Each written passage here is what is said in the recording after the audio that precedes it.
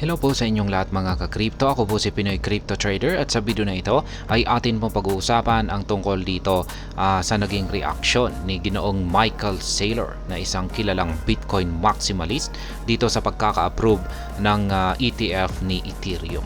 Kaya yan, bago po tayo magpatuloy ay nais ko lamang po munang bigyang linaw ang aking disclaimer kung saan ang nilalaman po ng video na ito ay hindi po ito isang financial advice. For education and information purposes lamang po ang layunin nito.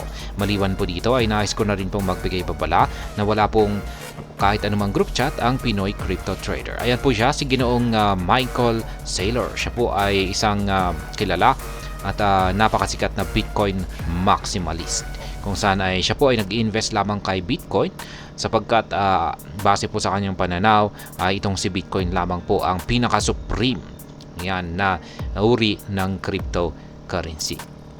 Ayan, sabi dito ay a prominent Bitcoin maximalist Saylor took to X, formerly Twitter, to share his thoughts. He posted a bullish message for the crypto community proclaiming all your models are destroyed when Godzilla arrives. Bitcoin.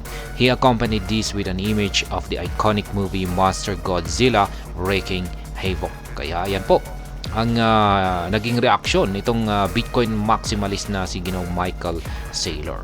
Ayon po sa kanya ay lahat daw po ng mga ibang models, yung tinutukoy po niya rito ay yung ibang mga cryptocurrency ay yan, masisira raw. Ayan, kung pag dumating na itong si Godzilla. Ayan, at ang tanging matitira ay itong si Bitcoin or malamang ay itong si Bitcoin ay ang itong si Godzilla. Yan, or siguro ay ayan, kasi medyo cryptic po kasi yung kanyang message dito.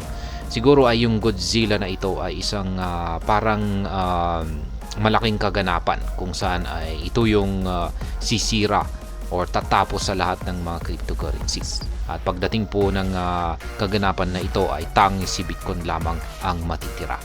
At meron po siyang isinamang image dito or larawan na siyang parang naglalarawan o nagpapakita sa nais po niyang ipahayag sa lahat. The image included a BTC mascot in the corner, symbolizing Bitcoin's immense power and the significant impact its supporters expect it to have on the market. Kaya ayan, check na lamang po natin yung kanyang image. Ayan po siya.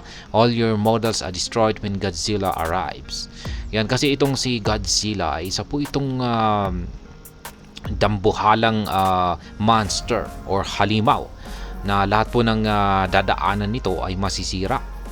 Kaya kung pag sakaling dumating siya dito sa mundo ng cryptocurrency ay mawawasak po ang buong mundo ng crypto. At pero maraming mga cryptocurrency ang masisira, pero ang tanging matitira ay itong si Bitcoin. Kaya ayan po siya. Yan, dinaanan po niya ang mundo ng cryptocurrency at halos nasira na lahat.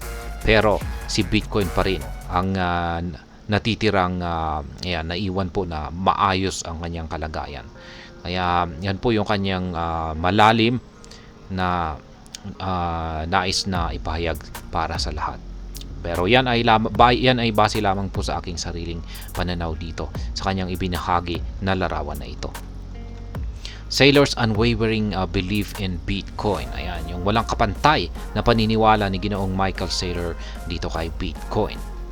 The approval of Ethereum ETF is a significant development in the cryptocurrency industry.